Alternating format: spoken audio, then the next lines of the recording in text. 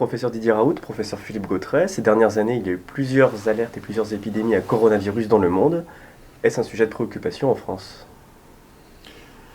Alors, en France, le sujet est insuffisamment observé de mon point de vue.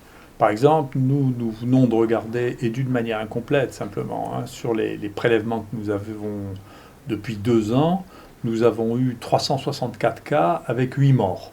Ce qui fait que c'est quand même, ça fait une mortalité qui est proche de 2,5%, ce qui est beaucoup plus que, y compris la plupart des infections virales que nous avons. Et 8 morts, rien que sur des prélèvements faits dans le CHU de Marseille, c'est déjà énorme.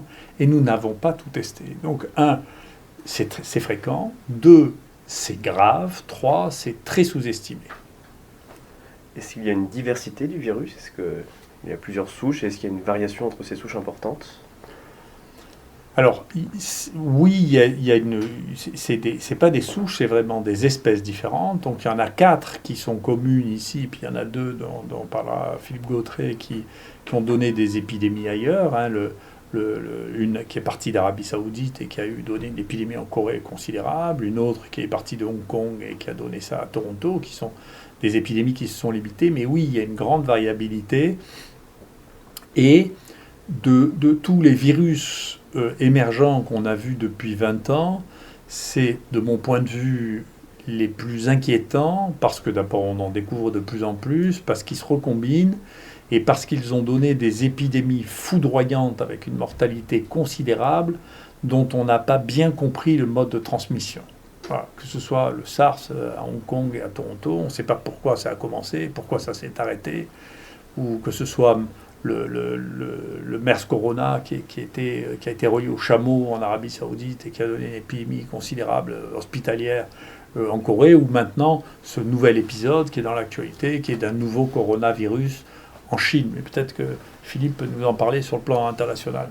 Alors, sur le plan du MERS coronavirus en particulier, celui qui a émergé en Arabie Saoudite, on s'y est intéressé parce qu'on a beaucoup de pèlerins qui partent de Marseille pour participer au pèlerinage, et donc on l'a recherché chez les pèlerins au retour. Et en pratique, on ne l'a pas trouvé. C'est-à-dire que les pèlerins qui reviennent malades d'autres choses, mais pas du MERS. Mais par contre, on a trouvé d'autres coronavirus, et avec un portage au retour de l'ordre de 8%. Ce qui n'est pas négligeable, c'est le deuxième virus en termes de fréquence, après le rhinovirus qui est cosmopolite. Et ce qui est intéressant avec les coronavirus des pèlerins, c'est qu'ils sont tous acquis au cours du voyage. Il n'y a pas de portage chez les pèlerins qui vont bien avant de partir. Par contre, il y en a chez ceux qui ont été malades au retour. Et c'est en particulier du coronavirus 229E qui est le plus fréquent. Et donc, faut-il avoir peur du coronavirus? Je pense que c'est une peur raisonnable.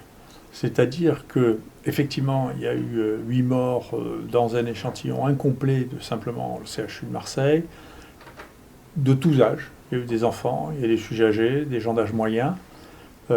C'est le groupe de virus dans lequel il y a eu les épidémies avec des nouvelles organisations de virus qui ont eu des taux de mortalité extrêmement importants. Et donc, c'est une vraie priorité en termes de réflexion, de travail, d'évaluation des moyens thérapeutiques. Il y a peut-être un antibiotique qui s'appelle l'azithromycine, qui est un macrolide banal, qui marche peut-être là-dessus, ce qu'il faut tester. Et donc, la proportion des travaux consacrés à ces virus qui représentent un danger et une fréquence très importante est très insuffisante eu égard au risque qu'ils représentent. Merci beaucoup.